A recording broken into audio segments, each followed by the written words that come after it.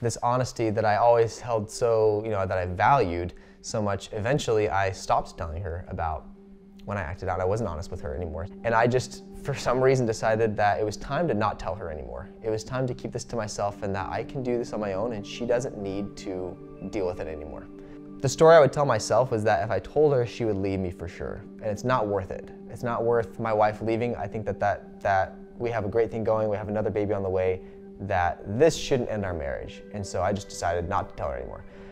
She had thought that I was just doing better. She thought that I was recovering and that I was going so long without doing it. And I honestly felt it did feel good thinking that and feeling, that feeling of her thinking that I was not acting out.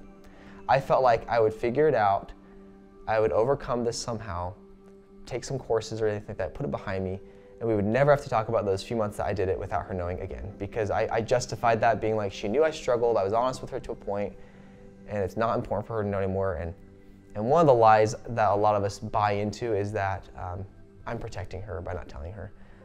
I don't want her to experience those negative emotions. And I've learned through my recovery that we can't control our wives' emotions or anybody else's emotions, and it's not our job to do that.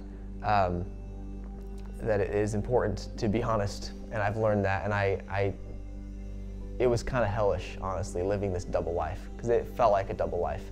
It didn't feel right, it didn't feel good, and sometimes I would wake up in the middle of the night almost in a little bit of a panic of like, man, she doesn't know this is happening in my life, and she thinks I've been actually getting better, but actually I've been getting worse, and the problem had become more frequent than before when I was honest with her, and I'd been going into harder pornography than I was before. And so it was just like a spiral.